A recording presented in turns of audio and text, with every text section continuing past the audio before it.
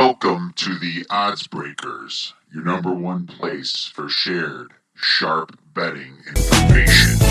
Hell no, to the no, no, no. Hell to the no, hell to the no, to the no, no, no. Hell no, no, to the no, no. Hell to the no, no, to the no, no. Hell no, my friends. Welcome back to podcast 2 of 2020. I'm your host, Kiev O'Neill.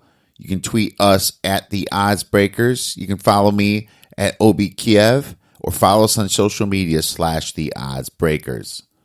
This episode is being brought to you by mybookie.ag. For a 50% bonus, please visit MyBookie. Use the promo code The Odds Breakers. Terms and conditions apply. If you'd like to help us out with our cost, sponsor the podcast, we would love to help you out. Please visit theoddsbreakers.com, click shop, and become a member. For $17.99 a month, you can get my plays and premium plays before the line moves.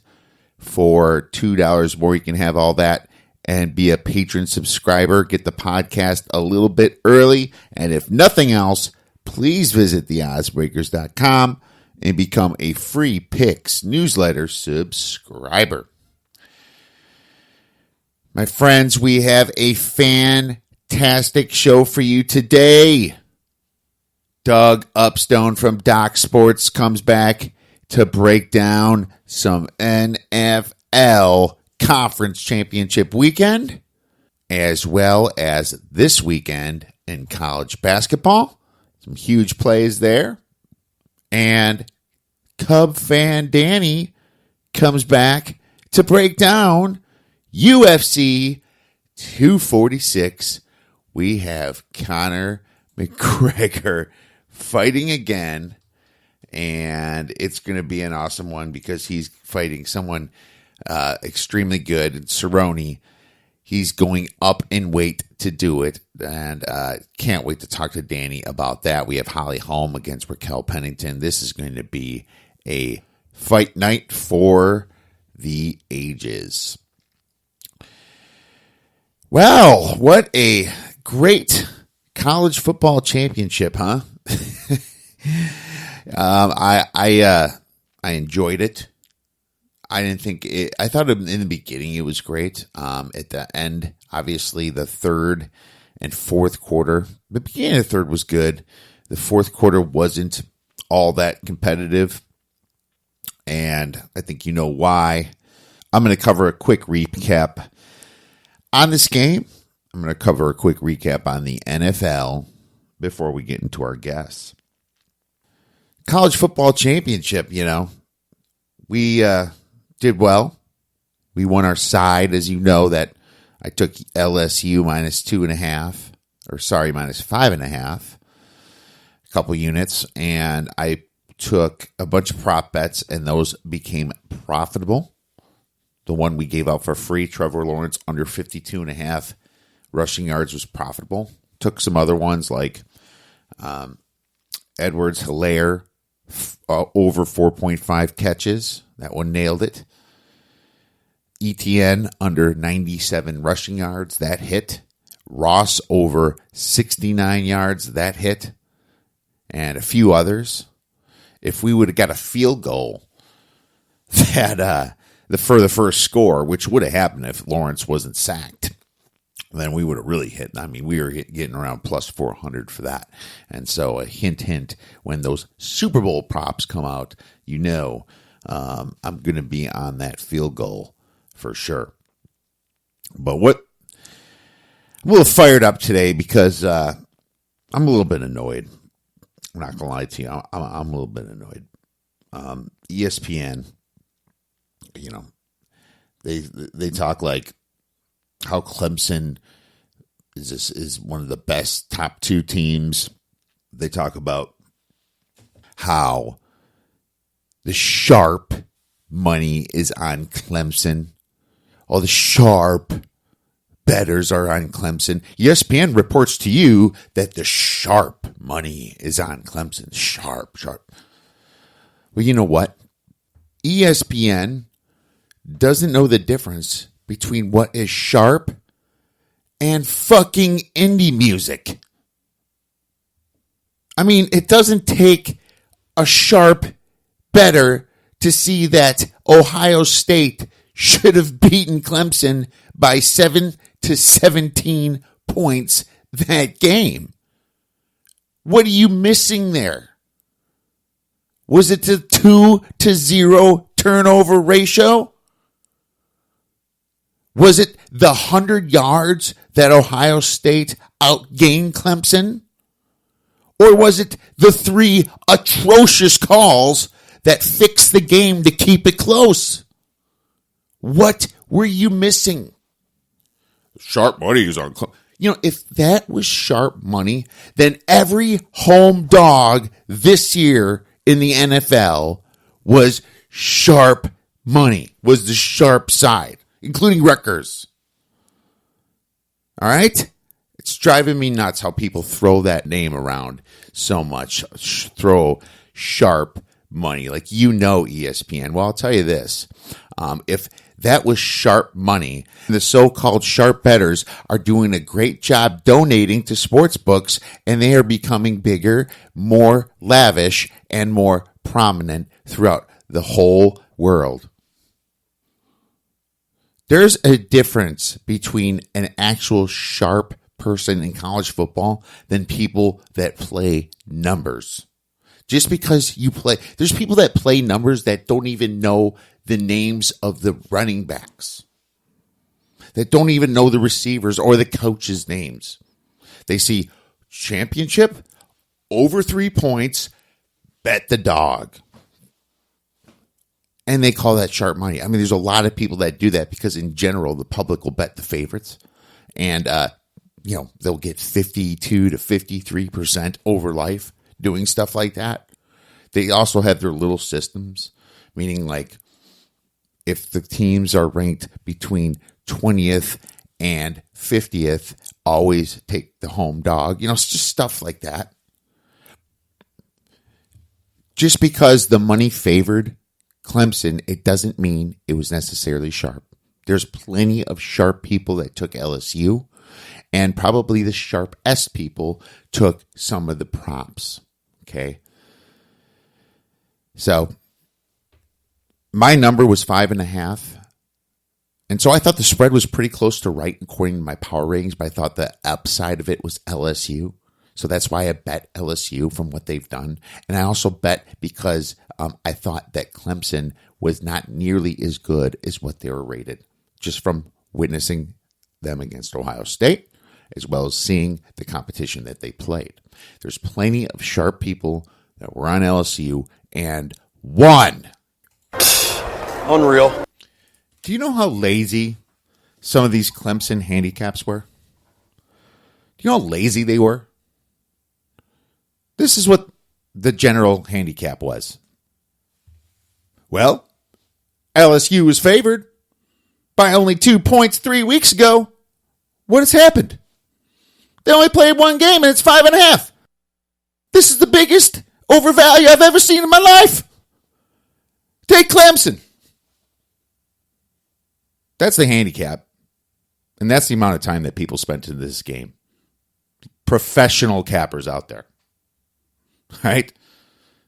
That's all. That's what you paid for. There are two things that you should have looked at as a handicapper. Two key things that tells you everything you need to know about the Clemson versus LSU game. Clemson didn't play anybody, not even a top 25 team, the whole year. And what the true outcome should have been in the Ohio State game. Do you know what else is ridiculous? I've heard some people compare this game in the spread of 5.5 to Conor McGregor in a boxing match versus Floyd Mayweather that happened a couple years back or a year and a half ago, whatever that was. I heard them compare that. I heard them compare LSU to Conor McGregor in a boxing match. Can you believe this shit? Unreal. LSU to Conor McGregor against Floyd Mayweather in a boxing match. I'd understand maybe Boise State. I'd even understand Appalachian State against Clemson or something. But comparing LSU to Conor McGregor on a spread under 7 points?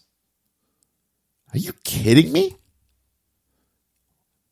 Conor McGregor in a boxing match compared to a 5.5 point spread between a team that beat 7 top 10 opponents against a team that just beat one due to a bunch of issues. Unreal. My final power ratings have LSU as the best team, 34.5 points better than the average team. Ohio State, 33.5 better than the average team. And Clemson, 28 points better than the average team. And Alabama, 24 points better than the average team. Georgia's next at 22. So, there you have it. I really wish I could have saw LSU versus Ohio State. But you know how college football is. All right. Well, college basketball is back, obviously. And now bettors are going to pay a lot more attention to it. We're having a fantastic year. 43-31-2, up 17 units so far. I'm putting a lot of time into college basketball. You know how much I love it. Can't wait to get into some of these games with you guys. Before that, we had a listener reach out here and ask me a little bit about emotional betting. It's funny because I know a little bit about emotional betting myself because being a Bear fan and Badger fan, I've been put through so much despair that sometimes you just want to put money on the other team in case you lose. You can at least make some money, and if you win, it's kind of like you had to pay a little bit for that win, but you're so emotionally invested in this team, it doesn't bug you a little bit. It's kind of like paying to make your sorrows feel better. Well, let's just call this guy Chris. He is going to do that. He's a Chiefs fan. He already bet the other side of the Chiefs Texans. He bet Houston and lost, and he's betting Tennessee and lost. And he was asking me how much I'd be willing to lose in the Bears playing the Super Bowl. I don't know. It's not like it's a smart bet when you bet emotionally. But what I will tell him is I would rather in this situation take the spread and take Tennessee plus 7.5, just because at least you can be double happy if they win by 3 to 7 points or whatever, even 1 to 7 points, right? So, he brought up just betting the money line. Now, I wouldn't do that. Maybe put like 2 or 3 units on the spread and a half unit or 1 on the money line, on the Tennessee money line there. So at least that way you can, cash in even better if you lose, but, you still make money if you win and cover that spread. And hell, if you blow them out, you're going to be pretty happy anyway. So that's what I would do to emotionally bet this game, but it's never something I recommend from a handicapping or betting standpoint.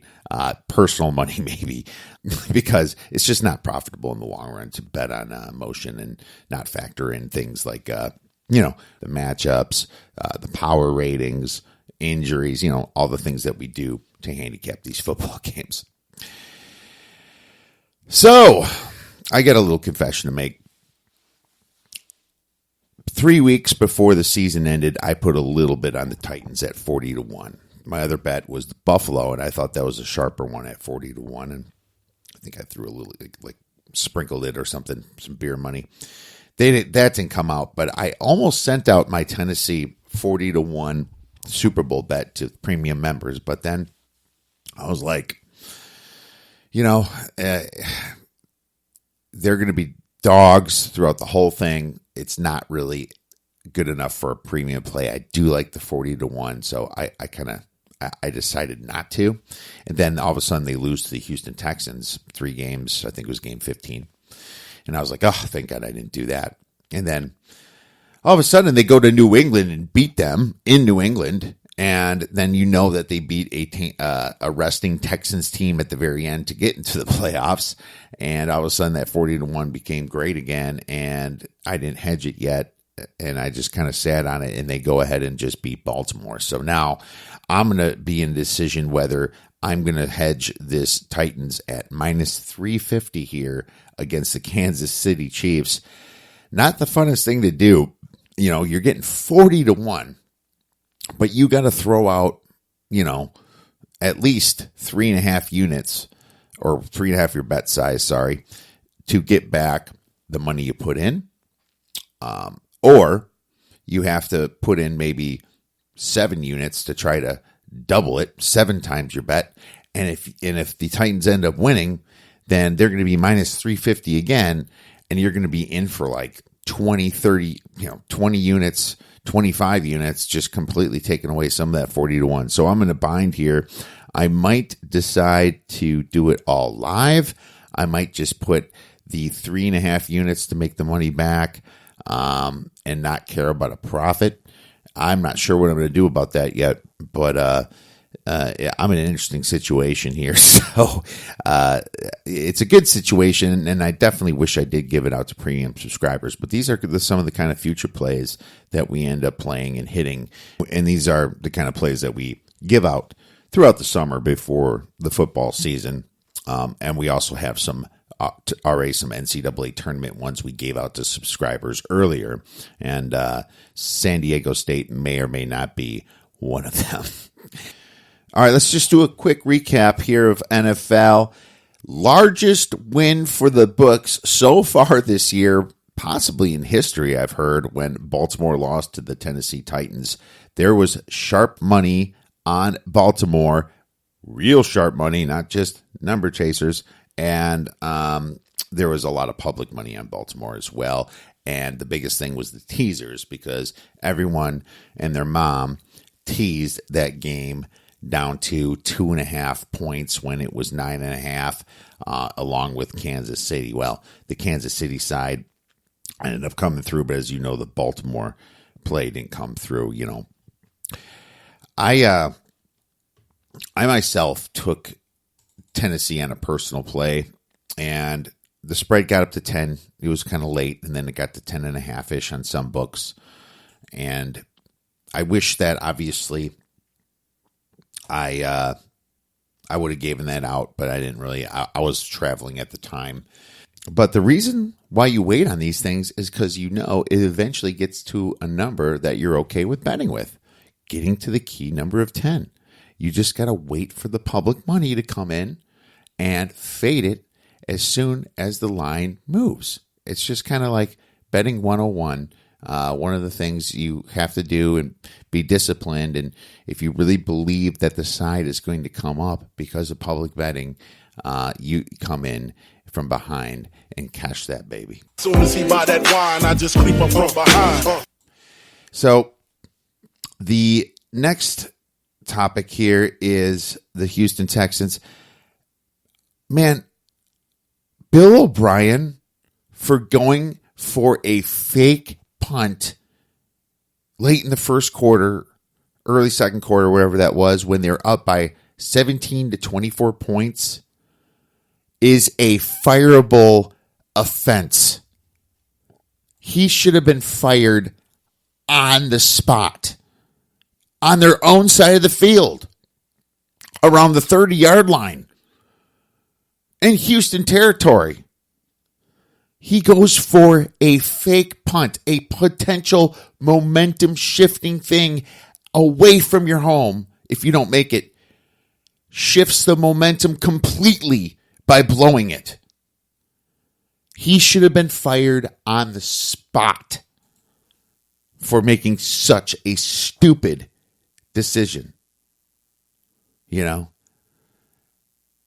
It's like everybody says, Deshaun Watson would be much better if Bill O'Brien was gone. Imagine switching Patrick Mahomes into Deshaun Watson. Or this, let's just say we put Andy Reid on the Texans for 2 years and put Bill O'Brien on the Kansas City Chiefs. Everyone's going to be talking about Deshaun Watson, and Patrick Mahomes will still be really, really good, just like Deshaun Watson is right now to him. All right? I mean, how can this franchise be so clueless when it comes to football? And also, how bad did they miss Jadeveon Clowney when they made that god-awful trade for 2 outside linebacker scrubs and a 3rd-round draft pick? Hell no, to the no, no, no, hell to the no. What a terrible move. They couldn't even get to Mahomes. J.J. Watt was still hurt, limited. They can't even get to Mahomes that game. As a matter of fact, if it wasn't for all those bobbled punts and the quick scores that Kansas City gave up, they might have only scored 10 points the whole game. So, Houston, you got to start making some better decisions down there. I personally made some bad decisions myself. Had a bad NFL weekend, lost most of the plays, and obviously the personal play on Tennessee, can't really count that, but was close. 2-point conversion fail away from covering the -4, 4.5, whatever it was against the Packers with Seattle. Also lost on that under. The Ravens had enough yards to make that thing go over 47, but they couldn't score the ball. You also got to credit Mike Vrabel a lot. He took away the outside pass, again, away from the Ravens, and Lamar Jackson. Vrabel outcoached Harbaugh a little bit that game, as you can see. Houston, of course, had I bet on Deshaun Watson more than Bill O'Brien, but the problem with that, I would have been much better off if Deshaun Watson and them came into the second quarter, third quarter, whatever, losing. Now, they did come to the third quarter losing, but it was still a complete momentum shift. But Deshaun Watson's the kind of guy that likes to come back when he's losing, and he couldn't beat the momentum there. So I was kind of envisioning them being down by 15 and getting a touchdown. So that didn't work out. What did work out was college basketball. We were 1-2 on Friday and had a bad beat on one of them, and then 3-1 on Saturday, but profitable due to the star system. And Sunday we were 3-0 in college basketball, so that was fantastic. And obviously, as you know, we were profitable for the college football national championship. All right, enough of my belligerent and over-judgmental ranting. Let's get into our guest, Mr. Doug Upstone from Doc's Sports. Now, I'm very excited to welcome back a fantastic and very well-known professional handicapper and friend to the show. You can find some of his great work on DocSports.com. I'm very pleased to welcome back Mr. Doug Upstone from Doc Sports. Doug, it's been a hell of a year, my man. What is new with you? Oh, how are you? How are you, first of all? Oh, man. I feel a little bit more rested now that football is over and the holidays with 3 kids and all the stuff that I've been doing. Appliances breaking, traveling to Disneyland. I've been nonstop go, but I'm doing great, man. I'm excited for this year. I love college basketball, as you know, and every day is a new challenge, and things are going pretty good right now, my man. So doing good. Excellent. That's wonderful to hear. Yes, the same for me. As you mentioned, Doc Sports, I was invited to join their team late August and did that. And the transition has, like any transition, it wasn't always smooth, but I've got it figured out now. So things are really rolling on a number of levels. It's a great place to work and very happy to be there, especially with all the changes that are evolving in the sports wagering industry. Absolutely. I've known Doc Sports for years, read lots of articles there, followed many people. For anybody that's not familiar with Doc Sports, can you tell us a little bit more about it? Absolutely. Doc Sports has actually been in business for 48 years. Wow. They're a Midwestern legend, if you will. They are not too far from where you went to school was their original location, just up the road from Madison. And basically everything now is in Las Vegas for everything that they do. But how they really became famous was the original guy, Doc. He had a Big Ten game of the year, and you can actually look this up. This is absolutely true. And this is before the internet. This is just, let's say, tip sheets and word of mouth and, being on some radio shows. At one time, he had a Big Ten game of the year streak of 19 years. Wow. Yeah. I mean, it went through it went through the 70s, all through the 80s and into the 90s. And so that was just incredible. And so that's really where they made their mark, is there. And obviously he became a huge celebrity in the sports betting industry, and their business has just continued to grow. And, he has since passed away, but his son took it over, and, a few more modern ideas and stuff like that. And it continues to roll right along. One of the things that I personally like about this, and this really has to do with the listeners of your podcast, is that their best bets, okay, they're just $30 a day. Okay. I mean, they're not $50 like you see at other places. They're not $99 you'll see at other places. I mean, it's $30 a day for whatever handicapper you want. Okay. That's it. That's not bad. No, that's not bad at all, because, going to Vegas, you guys cover everything. There's people like me that covers very small amount of things, and then there's people that do a little bit more, but you guys cover everything. So if I'm going to Vegas and I want to, I'm not necessarily $1,000 better or $5,000 better. I just want to, play some plays for the weekend. $30 is a bargain. You got it. And it's just outstanding. So, yeah. Well, man, what a year. What a football season it's been, and I'll tell you, guys like you handicap all day. You have to stay up late at night. You got to get picks in at certain times. What keeps you motivated going through the grind every single day, and including the weekend? Right. I mean, it's just, this, I'll be the first to admit, this job is not for everybody. Okay. Because, it's basically, other than the All-Star break, and baseball, I mean, you're going. But I'll say this, there's two things for me. And the first one is extremely cliched, but it's true. Okay. Is that I honestly like making money for people. And so, people, not like you, I'm talking about hardworking people. It's true. I mean, but for more for other people, with doing a lot of stuff and having a lot of responsibility. And of course, I'm kidding about you. Right. But they're taking money, and it's for the most part it's recreational money, and they're just looking to have some action on games. But of course, they want to win, and so anytime I can help somebody make money. Okay, whether it be a day, a week, a month, a season, I like doing that. And so that's kind of really where I'm at in terms of the motivation, is just to keep that moving for those people, because it's a two-way street. I do well for them, they'll do well for me. It's real simple.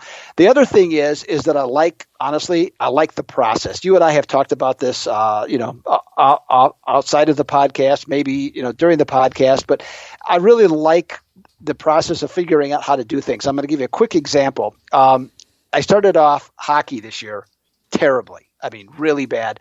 And everything that I had done before, and I won the 3 different, contests in hockey, 2014 to 2016. None of it's working anymore because of the changes in the sport. Mm-hmm. I won't get into all the reasons. But so I just stopped. I stopped for 10 days. I just went back, looked at different things, tried to figure something else different, because I wasn't going to change. It wasn't going to change. So I did. And so I have gone almost exclusively now to underdogs. In the last 13 plays, 10-3. So wow. got something going. 10-3 on plus money dogs. Yes. That is fantastic, man. Yep. That is awesome. So that's the other part of that. It's just, I like the process of figuring something out. Well, there you go. It is fun to do that. It's fun to be ahead of things too. It's like gives you a certain type of gratification when you're the one that figures out, especially before other people. It's just, exactly. And that's what probably keeps me going every day as well in this and probably in life in general, really. I mean, exactly. that's just my personality. I want to get ahead of things. I'm a morning person.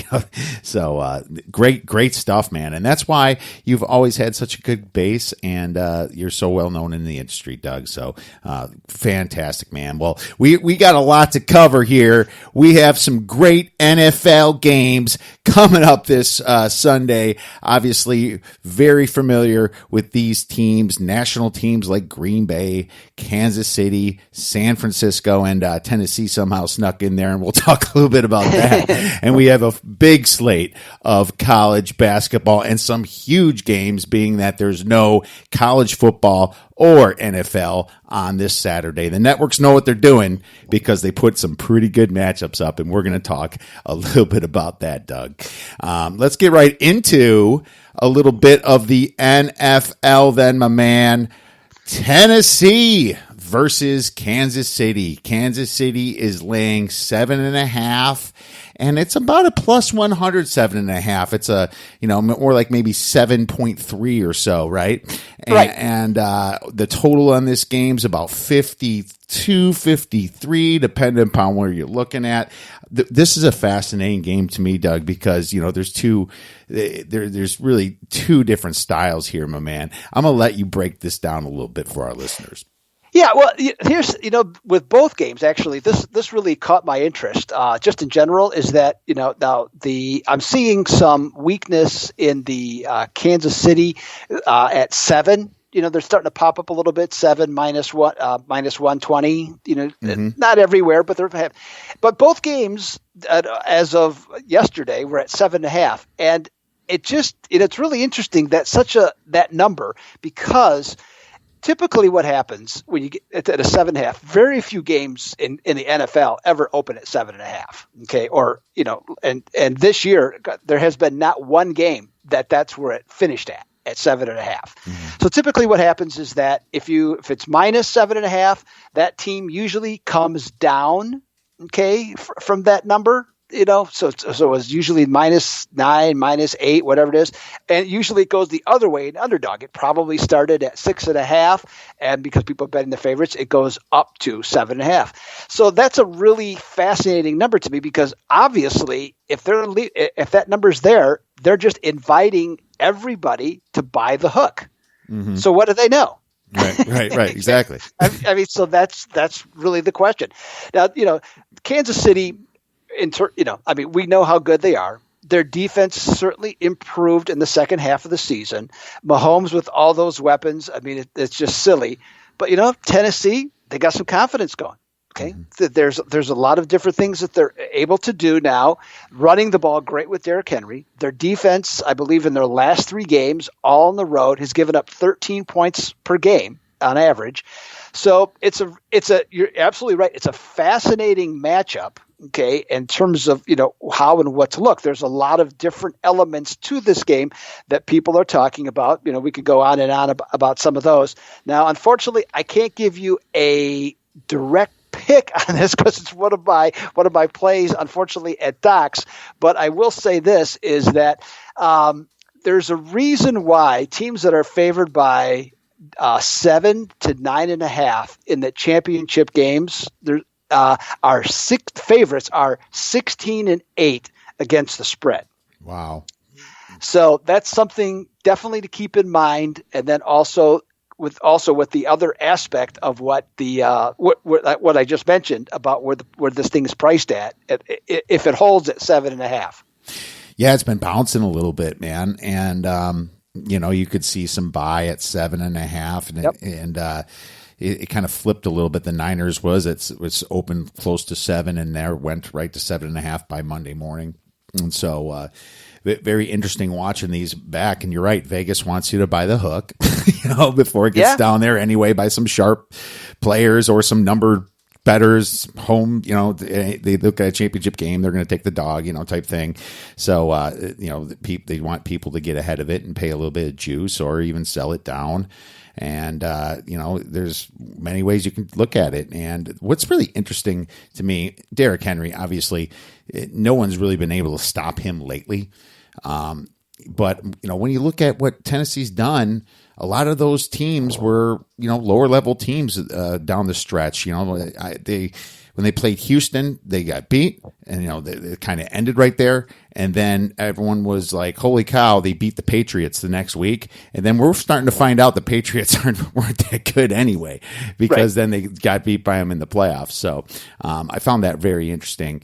And Tennessee, they're a little bit deceptive. They're only averaging 200 yards passing. I believe it was 208 per game, but they're 7.8 yards per attempt. And the reason that is because the little bit of passing they do, teams are expecting more of the run, and so it opens them up a little bit. The problem is you haven't seen this team have to come from behind. Right. And that's what you have to worry about when you're playing in Kansas City at Arrowhead Stadium, So the way I look at this is that I think it's a great live betting situation, because I think if Kansas City's ahead by 7 or more in the first quarter to the second quarter, I don't see how they're going to be stopped. I think that just opens them up, and they're going to have that confidence like you saw the second quarter and on against the Texans. And this could be just a complete ass beating, because Ryan Tannehill, I'm not so sure if he's that quarterback that's going to come back.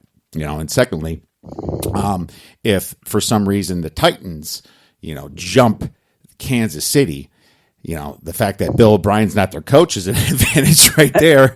Exactly. And good place to start. And then obviously Kansas City, they're going to kind of worry a little bit about Derrick Henry, maybe a little bit too much, and maybe Tannehill does find some open receivers. So I wonder if they try to grind it out and if they're able to get first down. So one thing I will say is the Chiefs defense has been a lot better than they have in the beginning of the season. They got healthy at the right time.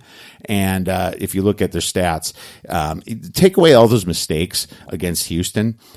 Houston only scores 10 points. If you take away the fumbles and the interception, all the bad things that happen. So that's what you really should be looking at. You shouldn't be looking at the final score. So I'm going to have a strong lean probably to the under, but I think Kansas City wins this game. And to be honest with you, I have that in a part of a play that I'm going to give out after we cover the next game. But that's my side. I don't think Kansas City loses this game, because I like the fact that these players have been in this position last year. And if it wasn't for a D Ford lining up in the neutral zone, and if it wasn't for a terrible call on roughing Tom Brady that never actually happened, they might have won that game, and they're thinking about it. They've been here. It's time for them to move on to the Super Bowl, in my opinion. I don't see them losing this game. The 7.5 is something else we can talk about, but I'm just watching this line right now. I just know that they're going to win the game. Any final thoughts? Yeah, and the other thing to your point is, and this I haven't really seen this much, but certainly it's always of interest to me. This is Tennessee's 4th straight road game in 4 weeks. Okay, that's a tough grind. Yeah. I mean, and so every game has been emotional, and so to your point, if Kansas City jumps up quick, does the air come out of the balloon? Right. Exactly. Yep. And that's what very well could happen. When Tennessee stepped up in competition, and throw away the Ravens game, that's a 1 game sample size. The Ravens kind of did it to themselves. Lamar couldn't throw it to the sidelines. Take that out. When they did face better competition, like the Saints, even the Texans beat them at home, by 3, and the Saints beat them by 10 points. They couldn't quite play with them. So, in my opinion, a live bet. I think if Tennessee scores first and they're up by 7, maybe you get some value at plus 3.5. But as live betting, if Kansas City scores first and they're up 7-0, you're going to see a live bet at 10.5. I'll take the minus 10.5. There you go. I'll take it. So that's what I'm looking at, my man. All right. Well, fantastic. Let's move on to the next game. Green Bay Packers versus the San Francisco 49ers. You know a little bit about Green Bay, Doug. You've lived in Wisconsin for a long time as well. Yes. And they're playing the San Francisco 49ers here that just have looked amazing under Coach Kyle Shanahan, and that's why you're seeing this spread at 7.5 points. I got to tell you, these two spreads for conference championship games are pretty high, higher than some of the ones that I can remember. And pretty interesting to me. But the total is 45 points here, so you're looking at a pretty big spread for a total of 45. What are your thoughts about this one? Yeah, on this one, I will give you an official pick on this one. Okay, so I won't disappoint the listeners. And this, I think the 7.5 is right. To be perfectly honest, I know it was 3 before. When they met, 7 weeks ago. But in that game, San Francisco 37-8, and just no contest. So here's the thing. The very first thing I thought of, okay, in analyzing this game, is that taking the Packers to try and take the Packers with the points. What in this game has changed about these teams playing in the same exact stadium that the Packers would improve by 30 points to win the game, or 21.5 points to cover the spread? I don't know. Yeah, exactly. That's part of the thing. Now, the Packers have won 6 in a row. They're certainly playing better than what they were at various points. They are, I don't think there's much question here. They are not what would be deemed an elite team, at least certainly statistically, and then watching them, but they keep winning. So you know what? They deserve a lot of credit for keep winning. But the Packers offensive line had no answers for San Francisco last time. I think they'll be improved, but I just can't see for the entire game them holding up. Then, Aaron Rodgers, he finally played more like himself last week against Seattle. But the San Francisco can take away those running lanes, and they're the number one pass defense. So if they line up Richard Sherman, which I expect them to, and Devontae Adams, as we saw last week, where is Rodgers going to go other than Adams, or also throwing the ball to Aaron Jones? Where is he going to be comfortable? Jimmy Graham, yes, sometimes if he's open, but where does the points come from offensively to get that going there? And the Packers, last time were 1 for 15 on third down. Now, again, they're not going to be that bad again, but I'm just having a hard time figuring out where you really narrow that gap that much for San Francisco not to be able to cover. So myself, I'm going to say take San Francisco minus a 7.5, have some patience, see if it gets a Green Bay money come in before the game, take it down to 7. But if you got to take 7.5, do it. Well, there you go. Look at you betting against your old team. I'm not on the payroll, so I know. I appreciate that, man, because I might have a play against my team a little bit later in this podcast as well. But if you look at the injury report, the Packers are a bit beat up. I remember a lot of them were on the ground last game. Preston Smith's a little bit banged up. Kenny Clark, Lazard at receiver, and obviously Allison, he's banged up, and it's not like you can rely on Valdez-Scantling or Allison that much anyway. They should, if it'd be great if he can throw to them, because that Sherman's going to be very much on Devontae Adams, and he's a competitive person. He's got playoff experience. He's not going to let what happened. Adams juke the hell out of the Seattle cornerbacks. He's not going to fall for that stuff, right? They might put a safety over the top, but Jimmy Graham's going to be covered by their speedy linebackers as well. And I've said this a million times. The Packers on the road, terrible net yards per play, minus 1.1. That's that. You look at that stat itself, and you're like, "What the?" It's complete difference. And the Niners, they're a positive 1.4 or something, and they at home and makes it a 2.5 net yard per play advantage. That's pretty huge if you're looking at just home and road splits. Yeah. Yep. And I plug that into just a algorithm in general. Now it doesn't take in matchups and things like this, but my football algorithm actually has this more of a 9.5 point spread. I got the Niners 26-16 or 16.5. So, it kind of shows, if you look at the splits, it's completely correct, looking at a 7.5 point, and even maybe all the way up to 9.5 here. The 49ers are not coached by Pete Carroll. I don't know what the heck he was thinking there, not taking out Devontae Adams after that first catch. Devontae Adams he destroyed them that game. And it's just like I said, Richard Sherman's not going to allow that. they're healthy, man. The Niners got Quan Alexander back. They got Dee Ford back. The Packers give up 4.7 yards per rush, and the Niners are a beast of a rushing team. They beat teams in the trenches. You saw them play the best of the best, only losing to the Ravens at Baltimore across the country by 3, going to New Orleans in the Dome, shot for shot, scoring over 40 points, last minute of the game winning.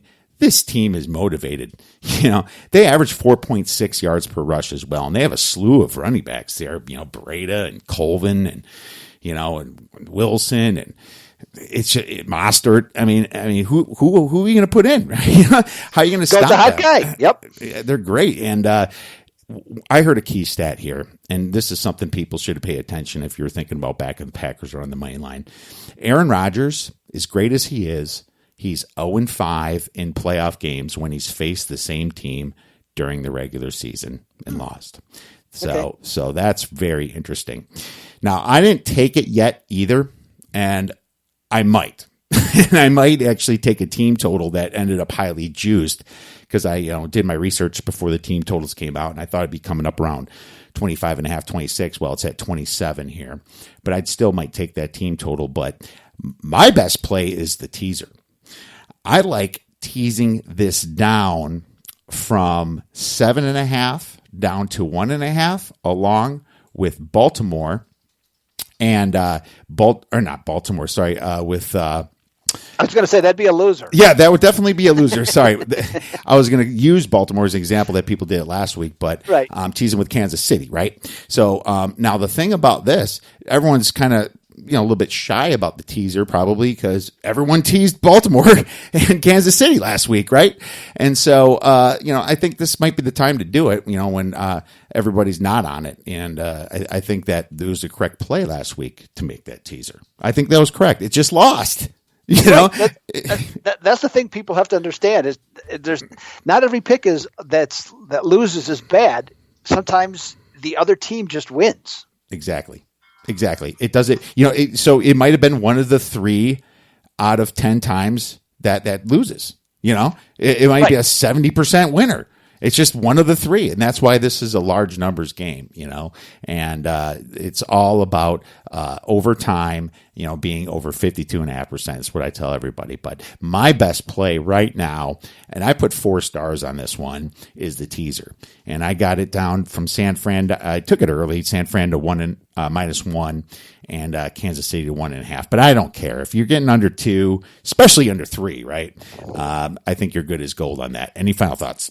Yeah, I would agree with you 100% on that. And, that's something, honestly, that I have done myself. And I'm a big believer in teasers of not so much the numbers per se as to whatever they are in terms of what is apparent value, more concerned about getting around key numbers. And at 7.5, we dropping it down to 6-point teaser, you're dropping below 7, dropping below 6, and you're dropping below to 3.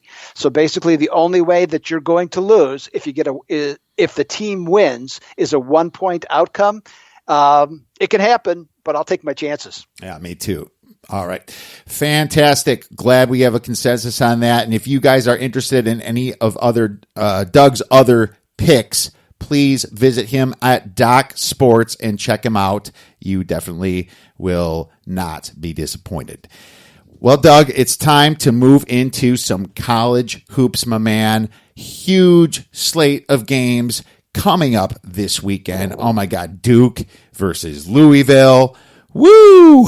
Bring it on. That one is probably going to decide the ACC regular season, in my opinion. I think it's that game. Yeah, I know Florida State might too. Yeah, okay. They're in the mix. Florida State's in the mix, but that's it. You take out Virginia now. You take out North Carolina. That's pretty big. Who expected North Carolina and Virginia to be this bad this year, Doug? Well, I mean, Virginia's still playing the same they're back to playing like they did before the last 2 years. They have no offense. Mm-hmm. They're still playing fantastic defense. I mean, they took Florida State to the wire, on Wednesday night, but they just don't have any. They have no capability of scoring any way consistently. So that's going to be, what's going to kill them. North Carolina's had some injuries, but then also, there's some other issues there. And, they lost a lot of talent from last year, and they're not one of these programs that's one and done. So, they had guys leave and just wasn't able to automatically replace them. So It's just the way how that goes. Yeah, absolutely. And we also have a couple other big games: Florida versus Auburn, Purdue versus Maryland. We're going to cover a few of these for you guys, and we're going to start out on Friday night here, Doug. Going right to my Badgers, Wisconsin versus Michigan State. Michigan State's going to be laying, and of course we have to predict the spreads here. It's very easy to do that if you kind of do a blended thing with your power rating, Ken Pom and Bart Torvik. Very simple to do that. About 7, and we're usually pretty close here. The total is going to be around 131, Doug. And being that I know everything about my Badgers, I'll start this one if you don't mind. Have at it. And first of all, the Big Ten. And I'm sure if you listen to other sports podcasts, you're starting to hear this. They're 33-7 straight up at home this year. That's pretty huge. And I don't know if it's the officiating, maybe a little bit. I don't know if this team's kind of just been taking it off and caring more about just winning at home and getting to the dance later. No clue what it is, but that's a trend that we have to pay attention to this year because it's been very, very effective here. Ironically, Wisconsin actually has 2 of those road wins out of the 7. I find that really interesting. They have Penn State and Ohio State, so they're coming off a big win at home against Maryland. And it was that last second, Davison shot. He steals the ball, knocks it back out of bounds, and gets it, nails a 3.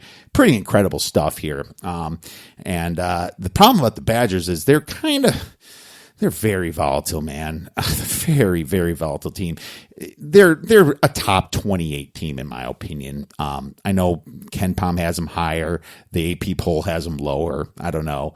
But the thing about them, when they're hitting their shots and their threes, that's when you watch out. That's when they can compete with anybody. And that's when they're beating Maryland. That's when they're beating Ohio State and Indiana, right? When they're hitting. But the problem is when they're missing, they miss bad. And they're ice cold, and they can't rebound the ball when they miss. They only rank 246 in the nation in offensive rebounds. So when they lose bad. Okay. And I know some of these stats are before Micah Potter came in. We know Potter came in late December, the 21st, I believe, and he kind of eased his way in. He's finally getting hot. But one thing they did do is they fixed their free throw percentage. They ranked 17th in the nation. Last year at this time, they ranked 332nd in the nation. So that's a huge jump. 332nd to 17th in the nation. I think everyone knows why Ethan Happ and Hacka Happ is gone. But he didn't take all the free throws either, though. There's a lot of people that missed, like Iverson and a few other guys. But either way, Michigan State's coming off a terrible loss at Purdue. Terrible. Straight up blown out. Putting up 42 points to their 71. This was the biggest blowout between these two teams in their history. In their whole history. What do you think Coach is saying in their ears this week, Doug? Yeah, I mean, their practices ought to be fun. That's for sure. And the thing was too, it was literally out of the blue because they'd won 8 in a row, covered 6 of them. They looked really sharp across the board, and then they just there's no other than just writing it off as just one of those games. But one of those games losing by 29, whew, that's a hard one to accept. But on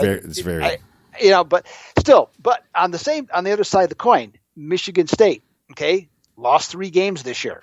Next game, they've won by an average of 24.3 points. Coming off a loss, I agree with you on the 7. I think Michigan State, I'm not saying a blowout, but I think Michigan State covers the number on that one. Yeah, well, it's funny. I'm actually still I'm on your side, but I'm actually got a few more things to say, and I completely agree with you. 7, Michigan State, they're great at bouncing back, just like you said. Great trend there, and that's what makes Izzo a top 5 coach in the whole nation, right? Possibly top 3 even. Depends upon who you talk to. They're 7-2 against the spread at home this year. Wisconsin's 3-2 against the spread on the road, but this is matchup related to me too.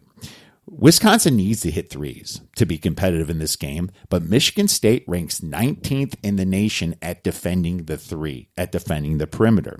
But Michigan State also has some very big guys down low.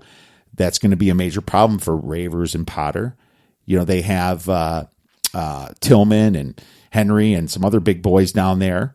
And Wisconsin plays at a very slow pace. So when they're missing and not rebounding their shots, they're not getting a chance to come back because they're just draining the shot clock, running their swing offense. Cassius Winston, he knows how to beat up Wisconsin, man.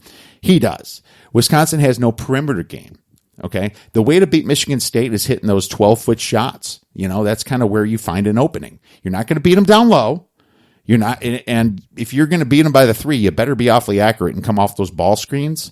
But Wisconsin, they have no answer because Michigan State will stop them down low. They'll stop them at the three. They can't shoot the 12-foot shots. That's what's big for me. I like to look in the matchups in this game. This is a good bounce back spot for Sparty. I like Michigan State -7 here.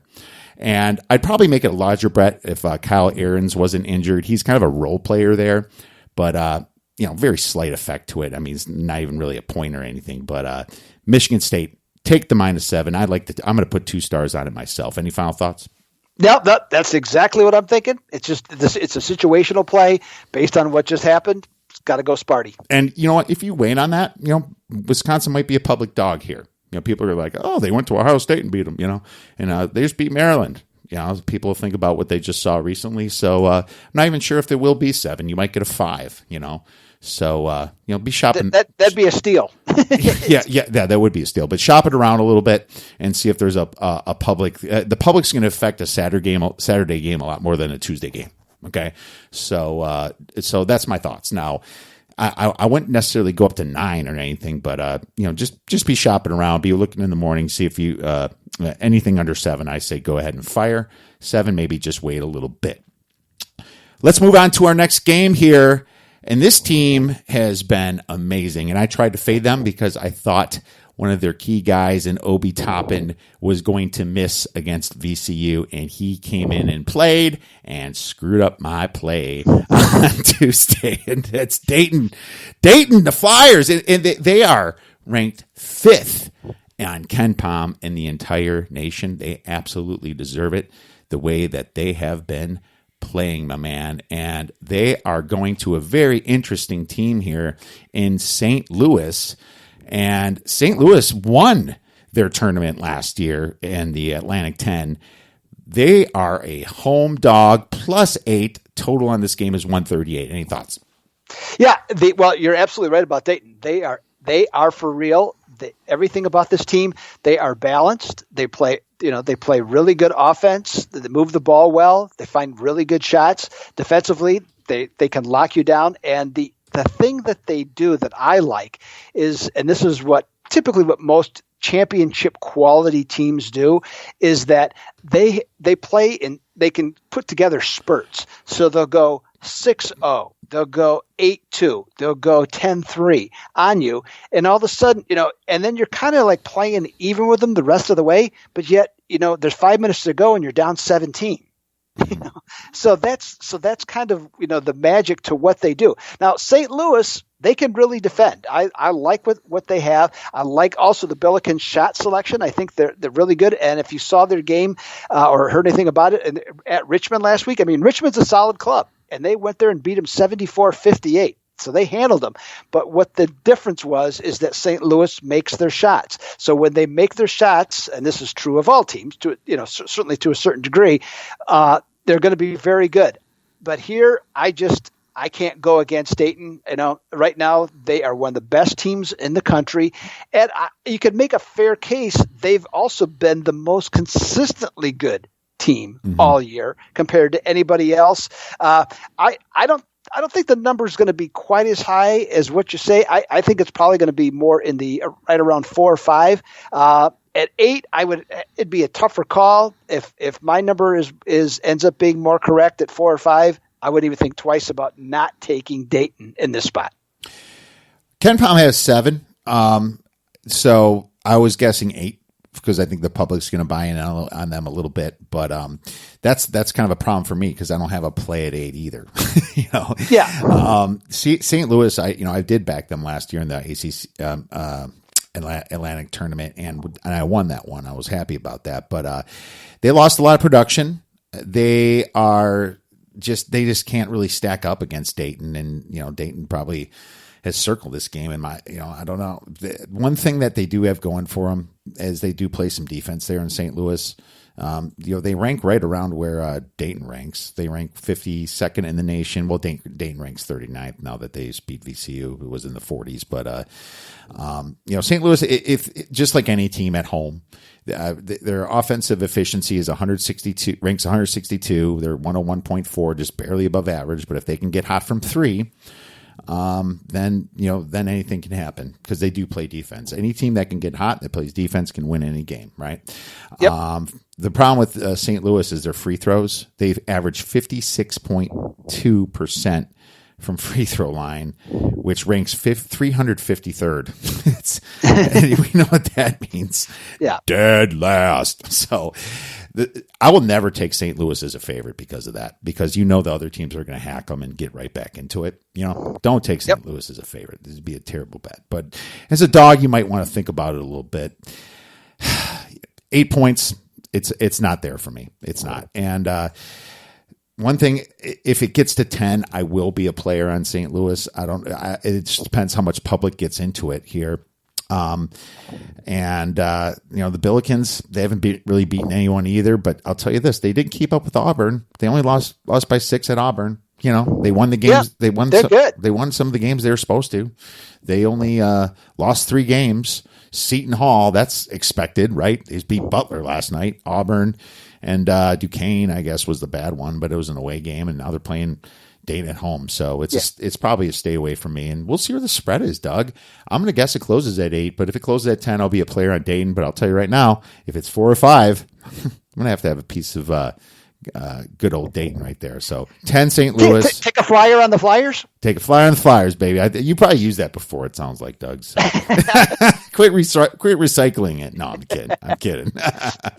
So lean to St. Louis for me right now at the +8. Well, let's move on to Saturday, where we have a huge group of games here. We have Ohio State versus Penn State. I predict the line at Penn State, a home dog of only 1 point here. The total on this game is 137. Doug, have you got a chance to look at this one? Oh, yes, and I tell you what, if I could take Penn State as an underdog, I might have to actually go to the bank and get some more cash on that one, because I do not like this Ohio State team. I have watched them play enough games now. They look great early, super in November. They cannot shoot the ball. Plain and simple. This team they don't have the ability to generate consistent offense, whether it be inside, whether it be outside.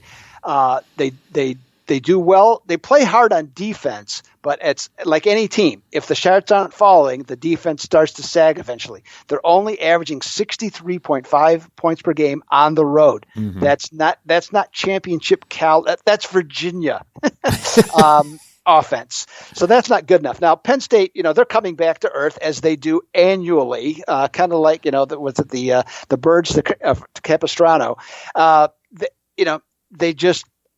They look the same thing. They look great in the non-conference. They get into conference play. The defense picks up. Their offense starts to suffer. I still think they're okay.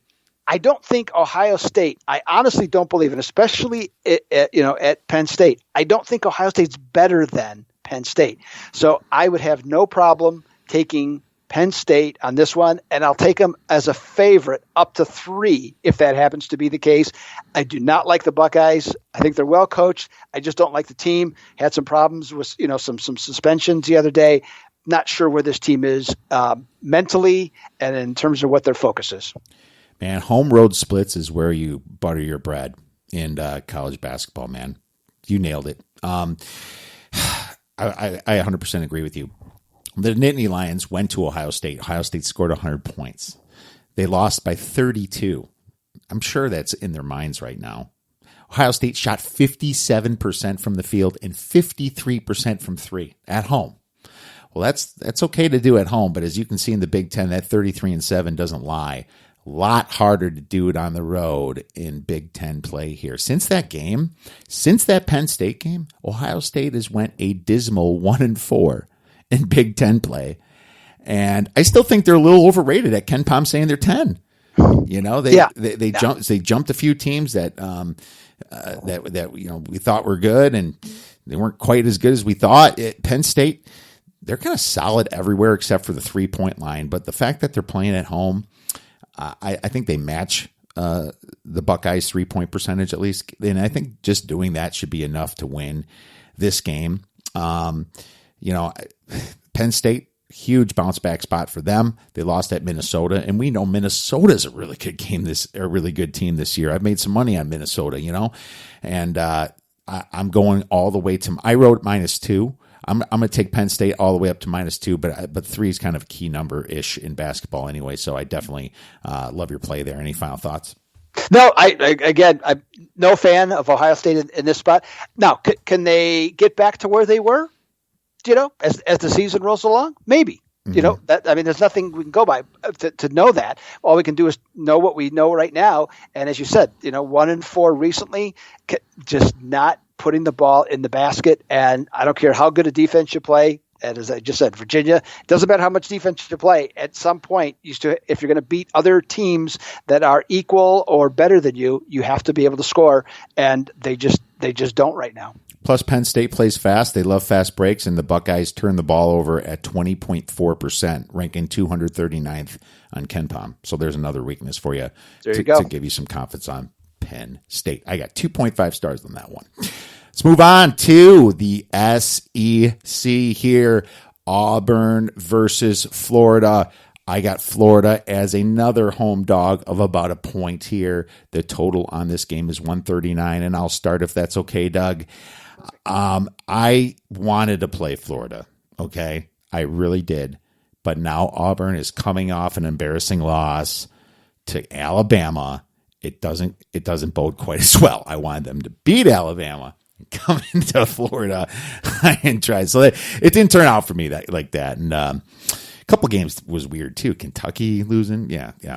Hard to fade them. So Auburn hasn't faced a top 40 team all year in KenPom, all year. Alabama was their toughest team, and they lost straight up. And now they get to go to Florida. Florida ranks 34th on KenPom, so a little bit higher than Alabama. Florida beat Alabama in overtime at home, but they haven't lost at home since Florida State. And that was way back on November 10th, kind of the days that are almost forgotten right now. Florida's a slow-playing team. They value defense and patience. They're very average. If you look, it's very light green to very light red on KenPom. If you look at all the stats, just very average Power 5 team, right? In my opinion, Auburn's overrated, and they're playing an average Florida team here. So Auburn, great at field goal percentage. They're great at rebounding the ball, but the weakness, they shoot too many threes. 45% of their shots are threes, and that's not good for on the road. And you saw them against Alabama. When they get cold, it could really hurt them. And they're not that great at shooting free throws. They rank 312 at 65.1% on free throws. So, if Florida's got to hack them a little bit, they could possibly, get back in the game in the last minute. I think that Florida's got a little bit more to lose here. They need this win. Florida needs this win for the tournament. They're a bubble team at best right now, and I think Auburn's in right now. So I have Florida winning barely. I have Florida winning 70-68. So it wouldn't be a major play. Maybe at +1, it'd be a 1-star play. Do you have any thoughts on this? I do, and I'm going to disagree with you. And here's why. Auburn had a bad game yesterday. It was kind of the perfect storm for Alabama. Alabama's been improving under their new head coach, Nate Oates. Oates had a lot of success at Buffalo, and they're trying to play the same type of way. And they're much improved defensively. And he, of course, compared to Buffalo, which actually had some pretty good athletes. I mean, you're going to get a few better athletes at Alabama. So Auburn had a bad game. The thing I look at Bruce Pearl. Now, I personally don't think Bruce Pearl is a very good person, but that doesn't cloud my judgment in terms of him as a basketball coach. He's got a completely different team than he had a year ago. Mm-hmm. Last year's team was based upon, a little bit of size, great 3-point shooting, high, very confident team that went to the Final Four. This team, bigger inside, not as much outside shooting, even though, as you said, they're still putting up a good number of shots. But I think they're so well coached that I think that from a bounce back standpoint, I think that they'll definitely rebound. To your point on Florida, everything you said about Florida, I agree with. Okay, they're average. Mike White is an average coach, and this is from though at a program that had the bar set when they won back-to-back championships under Billy Donovan. They haven't come anywhere close to that since, and I think that this is just a really ordinary team who will spike on occasion, but on a consistent basis, not at all. I got Auburn winning this one by 5 or 6, if not more. Wow. I got to tell you, it's great to disagree. And it makes me, recheck things. And I think disagreement's great. A lot of podcasts and some sports shows you listen to, the guys just sit there and it's almost like they talk beforehand. And I really like your takes on that. And to be honest with you, I would have loved if like I said before, if they beat Alabama there, but it wasn't that situation there. But you made some really great points here. So very interesting, maybe possibly for our listeners out there, if one side is betting one side and the other, then tread lightly in some cases. But we'll see what happens here. I agree with you, Bruce Pearl, man. He's a player's coach. His players love him. Yep. His players everywhere he's been. He'll do dirty crap, but maybe he does it because other people do dirty crap and they get away with it. I don't know. I mean, I think he just does it because he's Bruce Pearl. There was a time that we thought Rick Pitino was just the best around and very nice and all that too. And then Pearl is the same person he was.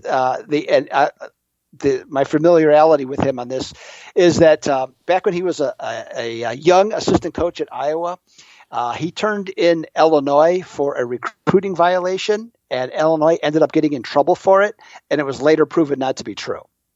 And, he knew it, but it just, he was trying to do something for his job to make himself a name. Hey, you know what? If you want to do that, that's fine, but don't expect there not to be repercussions. And, he got in trouble at Tennessee, but if all that aside, not every coach is a good person. He is a fantastic basketball coach. Mm-hmm. Right. He is. Absolutely. Very true. Very true. And that's what we care about on this podcast, really, is the spreads and what's going to happen. And what's going to happen, obviously, on the basketball court. And I'll tell you right now, Florida loses this game, they're going to be on the inside looking, outside looking in. I knew they have some big games later, LSU, Kentucky. But how good's LSU? They better beat Kentucky at least one of those games if they want to get into this tournament, because they're not going to beat number 3 Baylor. They're going to be playing Baylor on Saturday, January 25th, and that's going to be an awesome game to cover too. But Florida, yeah, they better step their game up. Let's move on to the next game here. And woo, this one's a big man. Louisville versus Duke. Duke laying, I'm projecting about 8 points, Doug, over under 136. Is that where you have it? Yeah, I would go as high as 10, but yeah, 8 is certainly within the range. Yes. Okay. And this one is the best game of the whole weekend for me. Both teams had a hiccup. Well, I mean, losing to Florida State's pretty respectable. Louisville. Yes. I took Louisville plus 400 to win the regular season ACC because they only played Duke and North Carolina both once. Well, guess what? North Carolina sucks, so they're not going to beat Duke, and Virginia sucks, so they're not going to beat Duke either. And so it's between those three teams. I think whoever wins this game is going to really take a big stance here because you can't really go play them again and beat them. Now, tough situation for Louisville going on the road here, man. Going on the road, third away game in a row. Doug, what do you feel about this one? Yeah, look, I think Louisville is there's some similarities. They're more advanced, but there's some similarities between them and Ohio State and even Michigan, for that matter, is that they're not quite as good as we thought they were in the early going. Doesn't mean they're not a good team, though. One of the things that I look for, and as I sort of mentioned already, is the ability to score consistently. And so one of the things I see with this team is that they do have, again, those scoring droughts. And any coach will tell you that the best teams that they like to watch or follow or whatever are those, because you're going to have dull periods over 40 minutes. So if you can limit the amount of time you have those dull periods, that's the key to your success, and that's how you win games if you're based on even talent with somebody else. Duke, I hadn't seen Duke play in probably 3 or 4 weeks, maybe even longer. I was flat out amazed how bad their defense was last night against Clemson, in spite of what their numbers are. I mean, Duke came into the game one of the best defensive teams in the country, and they were terrible on dribble drive penetration. They were terrible. They overplaying too much in man to man. I was just shocked at how poorly they played on the defensive end. And Carey, the big guy, he was softer or more soft than silk last night. I mean, he get the ball inside, kind of didn't go up strong, didn't try and dunk balls, just kind of flipping things up. I don't know. It was puzzling to me. I think all of those. They have a coach though. You might have heard of him, Krzyzewski. He's not too bad. And so I got a feeling that from a motivational standpoint, might see a little bit different team on Saturday than what you saw on Wednesday, especially at home in front of those fans.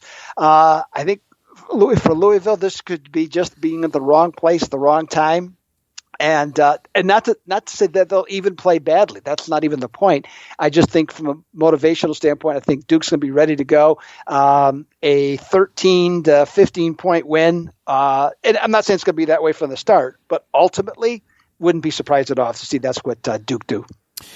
Yeah, Duke, this really screwed up my Louisville side when they lost to Clemson. And, I'm sure that Krzyzewski was absolutely fuming after that game. Duke kind of did it to themselves. They were all over the court, just messy. It was probably Krzyzewski was so pissed that he almost changed the spelling of his last name to an SH. From what I hear. There you go. Yep. Anyway, bad dad joke. But, they're going to bounce back. You know it. Louisville coming off an overtime win in Pittsburgh, a tough game in Notre Dame, and I had Louisville -3, and that thing finished at -3. They were up by 14 at one point. I was pretty pissed. And now they're coming into Duke, and they have to play this game.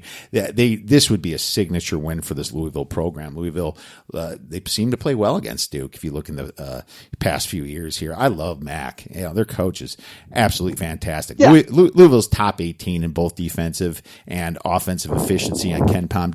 Duke's top 5 in both, so this is a marquee matchup here. Duke plays fast, 71.5 possessions per game.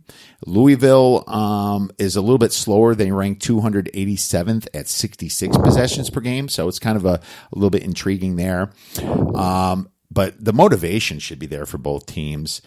And like I said, if it wasn't for Duke's loss, I might have looked towards Louisville a little bit.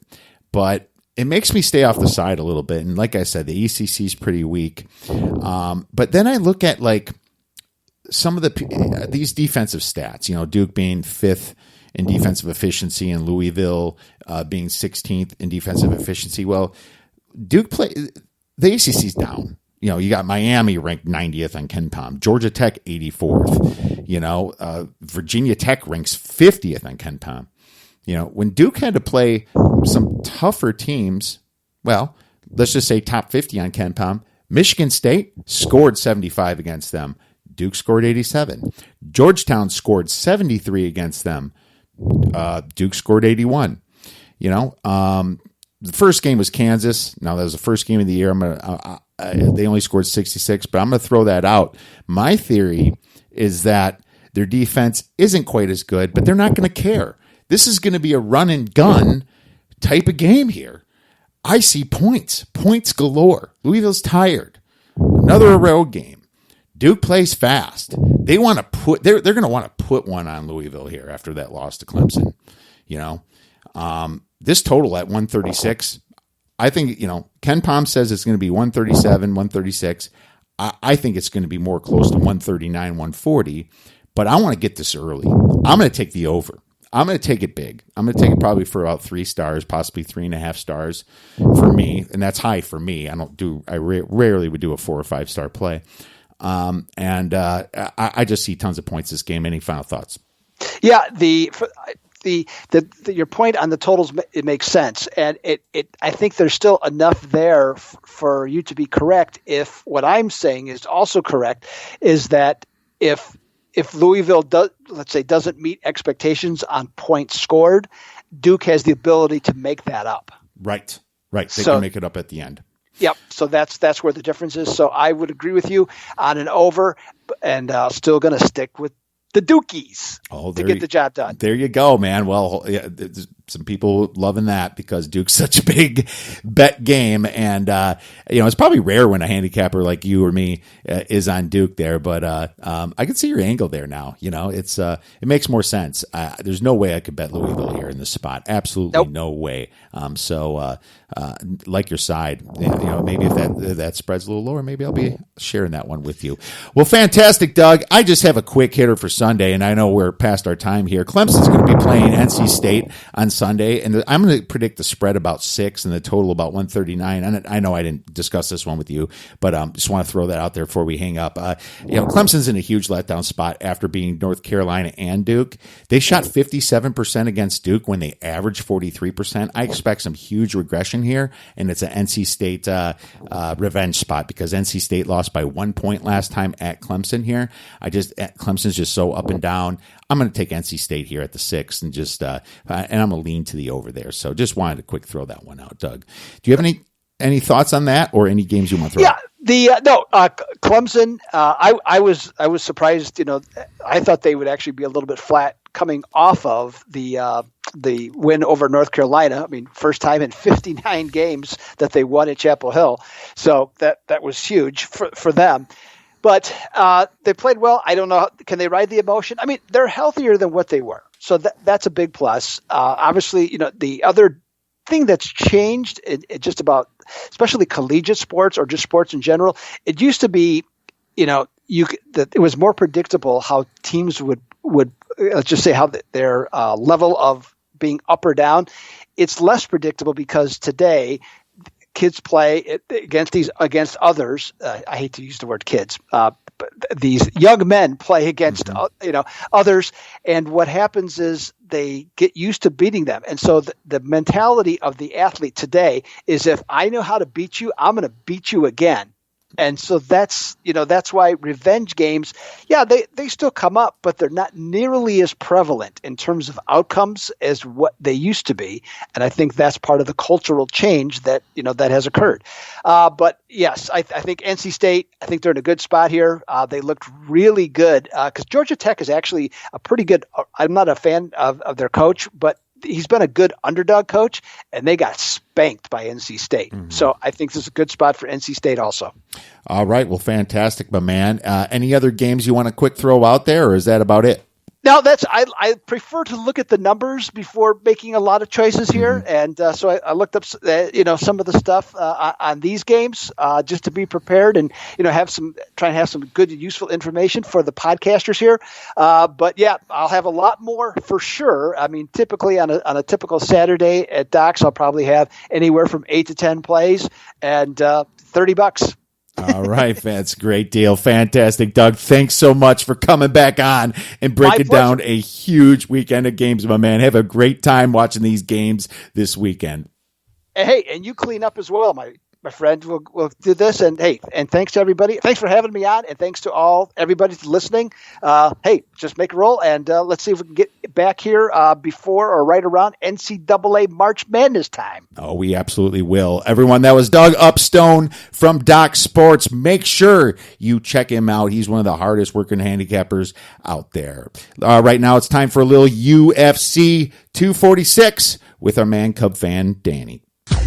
All right, now I'm happy to welcome back a man that lives and breathes UFC, mixed martial art fighting specialist, Mr. Cub Fan Danny is back on the Odds Breakers to break down UFC 246. My man, Cub Fan Danny, how you doing, bud?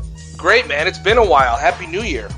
Happy New Year to you, man. And yes, it has been a little bit of a while. UFC's rolling right now. I think some of the focus is going to switch off of football now and back to the UFC.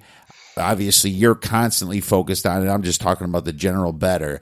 But we have a great event because McGregor is back, and he's going to fight Donald Cerrone for the main event. And we also have some other good fights coming in here. Looks like old Holly Holmes got a little bit of a match as well, doesn't she? She's back in it, yep. Yep. Back in it. Fighting Raquel Pennington, and we saw Raquel fight our girl, and we got a couple other ones. Maurice Green's going to be fighting. Interesting card here. Anthony Pettis, he's always popping up on these cards, my man. Yeah.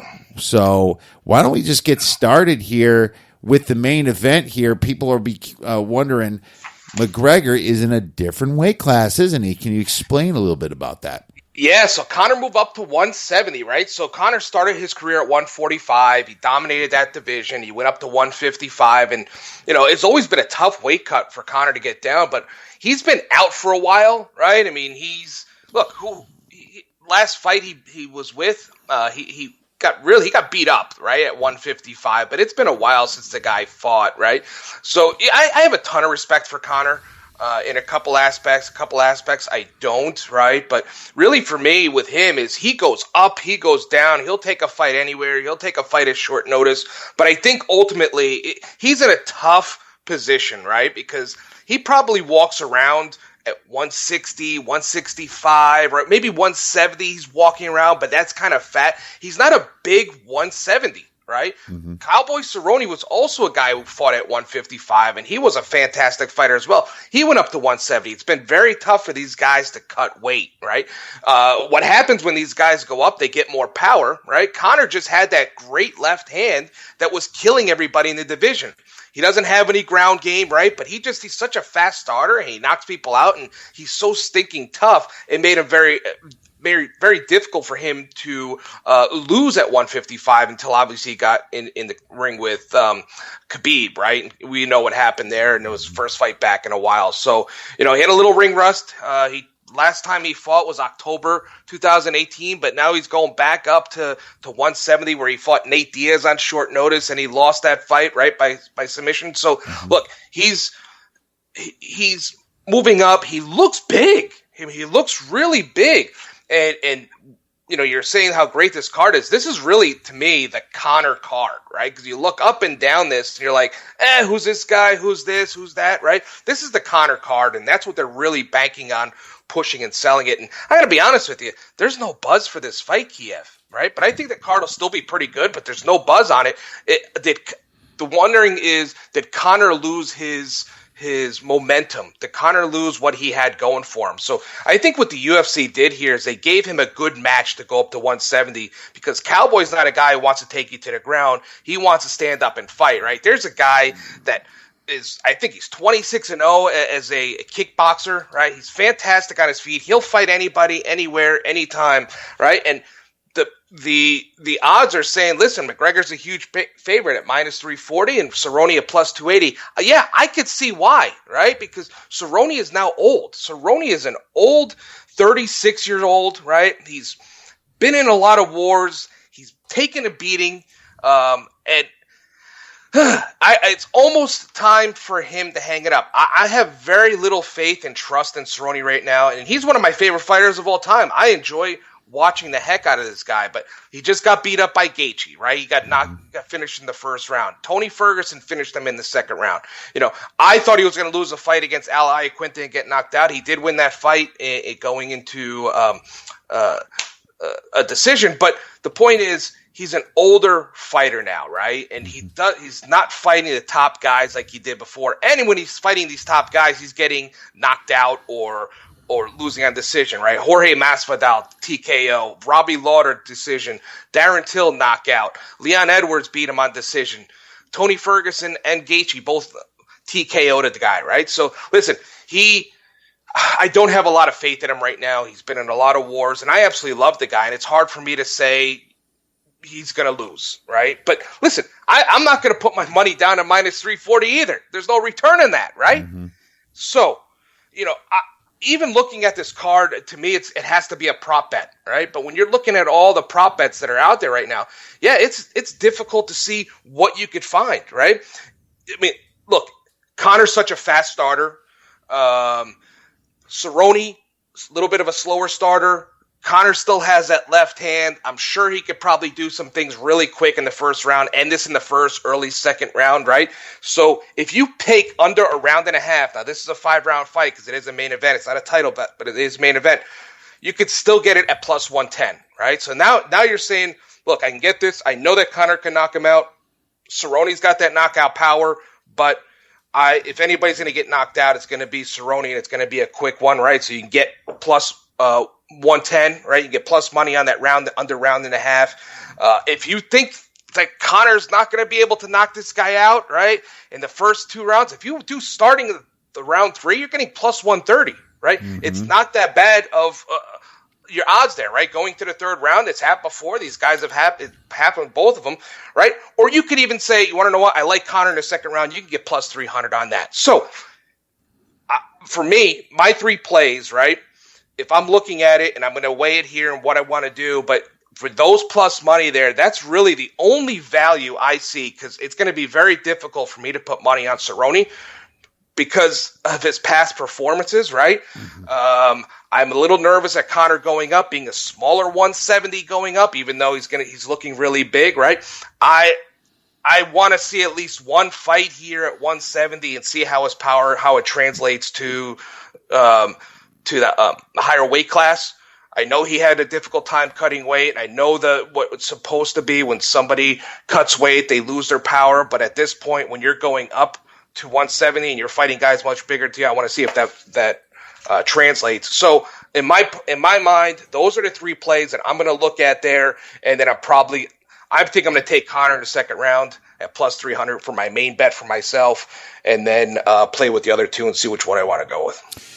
Interesting. It's funny. The prop fight goes to decision is plus 450. So they expect this thing to end before the 5 rounds, right? Yeah. And I find it really funny. Conor McGregor wins in a submission plus 3,500, which is 35-1 for you out there. It's Conor doesn't submit people. So he's not, right? He's a knockout guy. And if you looked at his fights, right? I mean, just kind of sliding down this list here, right? 4th round, 2nd round. He went 5th round with Nate Diaz, right? That was a war. He won that fight in majority decision. 2 rounds, 1 round, 2 rounds, 1 round. So the guy doesn't go to distance, right? It's going to end some point, right? And he's typically the guy knocking you out. But if he's exhausted in a third round, fourth round, maybe Ceronne gets his win back. But hey, look, Ceronne's been taking a lot of beatings, right? Here's a guy that fought in December and then 16 days later fought again somebody else, right? Because he's that much of a maniac and they needed somebody to step in, and he won that fight too. So the guy's a maniac. You got to love him. He's super fun. But man, I think at this point his body is really done with, and that's where I'm thinking. That's why I'm seeing what's going to happen. It's going to be a Conor TKO, KO, stoppage, or something like that, right? And with the way that Cowboy's body's reacting now, I mean, he's been in a lot of wars, 50 fights himself. So, Is this a money grab for Cowboy? I don't know. Oh, of course. I mean, anytime you're fighting Conor, it's going to be a money grab. But no, really, Cowboy's going to fight everybody. And it says McGregor wins in round 1, has the lowest plus money of plus 187. You look at Conor wins in round 2, plus 317. Like you said, Conor wins in round 3 is plus 625. It says that McGregor should be knocking this guy out most likely in the first, Yeah, most likely in the first. But listen, I mean, maybe it's a little bit of ring rust. Maybe it's going to take him a second to get moving here, right? And maybe the second round is a better value for you if you're really thinking about picking a round, right? So, third's even higher. Maybe a little bit on the third, a little bit more on the second if you're kind of thinking about a prop bet there. So, fair enough, man. No, good stuff there. I mean, any card with Conor on is a great card. It doesn't matter. There's a fight's a fight, and that's the way I look at it. And I know a lot of the other fighters are mostly no name unless you pay attention to the sport like you do. Yeah. But this is going to Conor brings the public in, and meaning it's going to be a pretty dang good event, my man. Would you look at any other matches here? Let me give you two more fights here. Okay. This one will be pretty quick. It's Juan Carlos. Why am I saying Juan Carlos? It's Ferreira versus Anthony Pettis, right? It's Carlos Diego Ferreira, right? Versus Anthony Pettis. If you're looking at these fight odds, they're probably right where they should be, right? Where Pettis is a big underdog at plus 190 and Ferreira's at minus 230, right? So when you're looking at these cards, you're saying, man, there's nobody close where you could say, you want to know what? I could take that minus 160 and I could feel good because it's going to be a good. This is all these fights are pretty much, a dog, right? Where the dog's going to be a huge underdog, right? So listen, with this Pettis fight, I'm not crazy about Pettis, right? I liked the guy when he was younger. He was exciting. He was electric. He's jumping off the fence. He's knocking people out. I don't know, man. Time has really caught up to Pettis. If you're looking at his last fights, I mean, he lost like 3 in a row. His career was on the rocks. Then he wins one. Then he loses. Then he wins. And his career's been up and down and up and down. He lost his last fight by unanimous decision against Nate Diaz. Which Pettis is going to show up, right? I haven't seen the same athletic ability that I saw when the kid was younger, right? He probably should have lost that Thompson fight. He was getting his face kicked in, but he came in with a Superman punch out of nowhere and knocked him out, which happens, right? And he was a major underdog in that fight, but he's fought the best of the best, and he always goes up against the best, and he either wins or he loses, but for the most part, man, he's been really losing quite a bit, right? Since 2015, right? So this is 5 years, right? They figure you fight twice a year. He's 4-7 since 2015. Ooh. He could have easily been 3-8, right? He's just not the fighter he once was when he was a champion, right? But Ferreira, when you look at him, he's a little bit older. He is 32 years old, but he's a bulldog, right? He's got awesome grappling. He's got really solid stand-up game. Really, really tough guy. And I could see him peppering Pettis all night, boxing him, destroying his face, going to 3 rounds, right?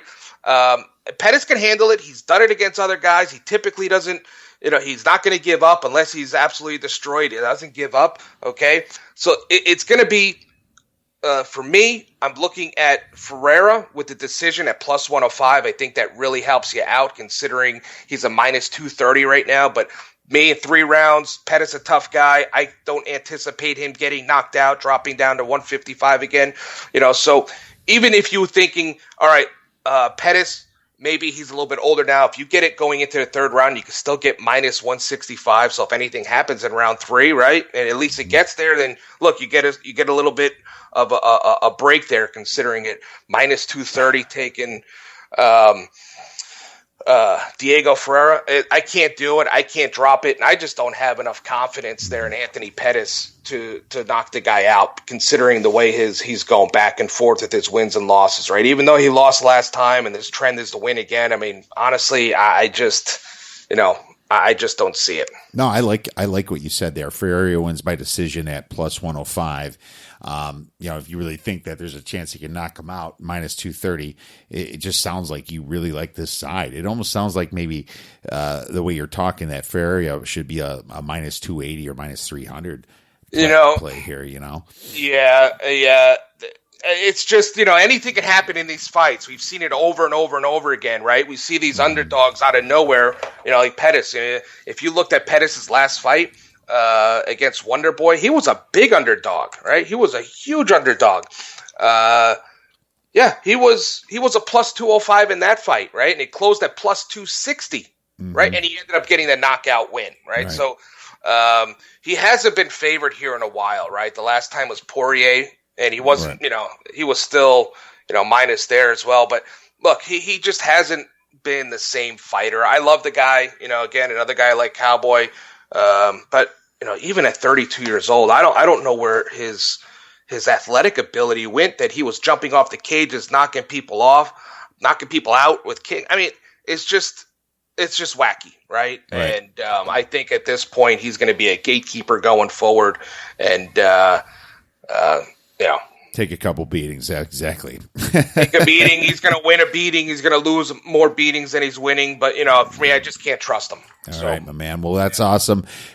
Great advice on this one. We're looking at Ferreira either going the distance or possibly the on the money line there. So who's our last one, Cub Fan Danny? Who we got? Last fight here, we're going to talk about Alexei Olenek and Maurice Green. Okay. Olenek's an old fighter, right? He's 42 years old, man. He's so intimidating. He looks like a guy that should be an enforcer for the Russian mob, right? He's just this giant bear.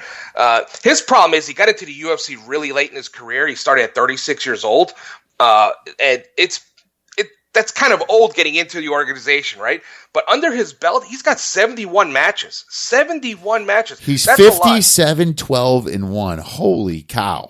For starting at 36, the man just loves to fight. Yeah, well, he's been fighting since 96, right? And the guy doesn't really get knocked out. Now, his last 2 fights, he got knocked out with Overeem. Walt Harris, he got knocked out as well. I think he jumped on the Overeem card he jumped on late. Wait, how old is he? He's been fighting since 96? Yeah, he's 42 years old. Oh, well, if he just got in, then he started in 2016, right? Yeah, he got in late. When I'm saying he got in pretty late to the UFC, right, into the UFC card. Yeah, he would have been a much bigger name. The guy's an absolute bear, right? Hey, look, he's fun.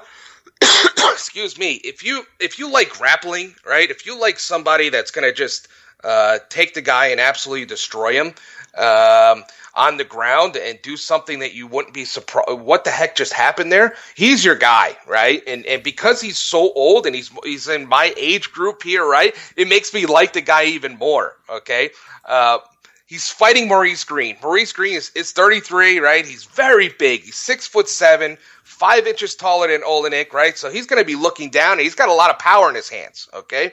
Now, his ground game against Olenek is elementary, okay? It would be like you fighting a toddler and wrestling a toddler. That's the difference between their games. One guy's a stand-up with some power. The other guy is a ground guy with some nice hands as well, okay? He can throw, but ultimately it's 2 different types of fighters, okay?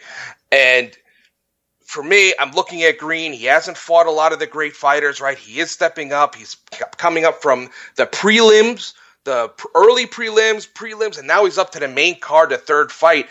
Are the lights going to be too big for this guy? He just came off a KO loss, okay? And in the first round.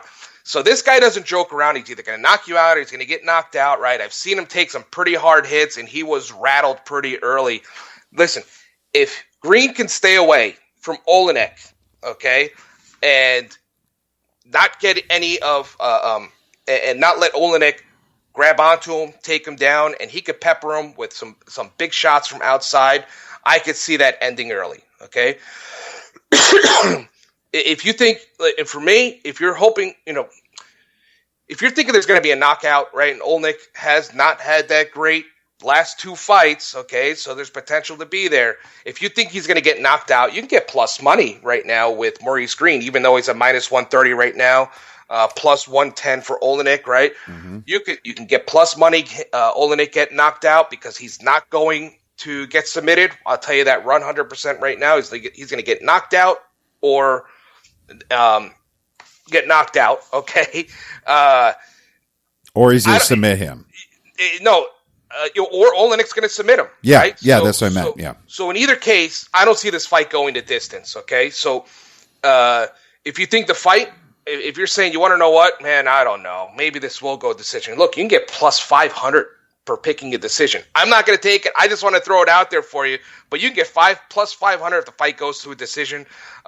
If you get it starting the third round, it's plus 255. But I'm expecting, either a submission by Olenek or a knockout by Green.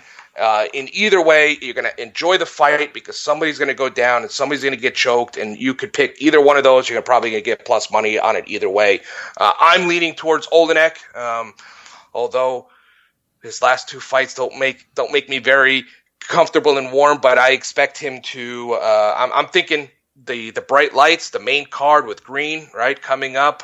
He's fighting an animal that he hasn't fought before that can grapple him down, and once he's down, Kiev, fight's over. 100% the fight is over, okay? So Olenek goes in, shoots, grabs him, takes him down, fight is 100% over. It's not going to be even a second thought about that. So right. I'm fully expecting this to end pretty quick, either one of these guys. But well, what's your main play on it then? Yeah, I'm taking Olenek there. I'm going to take him by a submission. Okay, Olenek by submission plus 180. Okay. Yep. And and you're probably going to get better money on Green wins by TKO. I'm looking at some sites as plus 100. That's wrong because Green's at minus 130 anyway. So, why would you give him better? That much better. It should be plus a lot higher than 100. Yeah. And if you take 100, that's just not a good bet. So, fantastic, Danny. That is great, man. And thank you for breaking those fights down. Anything else you wanted to bring up about the UFC? No, it's going to be a good year. I'm pretty excited for this year coming up.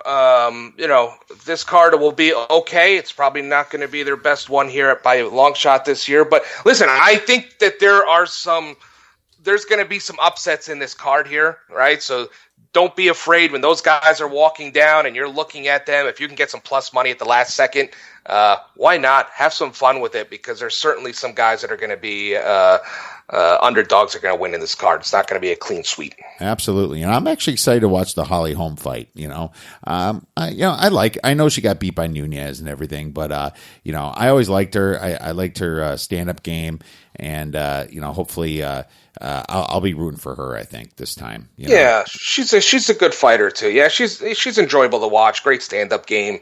Raquel Pennington, same thing. So, that could be one there where Holly Holm loses again, right? So that could be an underdog winning. But in any case, it's going to be a fun card. It should be a good card, and there could certainly be some value there with some of the fighters. Yeah, absolutely. Holm's at minus 135, and Pennington's at plus 115 on 5 dimes as we speak, but we know that's going to shift a little bit up and down. Yeah. All right, Danny, that's all the time we have, my man. Thank you very much for coming back. We're going to have a lot more UFC coming up throughout the months here, and can't wait to get this fight, watch it, and we'll be tweeting back and forth, all right? Yeah, for sure, my man. All right, that was Cub Fan Danny. You guys, thank you so much for being listeners to this podcast. Really, really appreciate all your comments and support that you have given us. Have a fantastic weekend watching all these college basketball games, the NFL, and the UFC 246. Remember to go get some winners.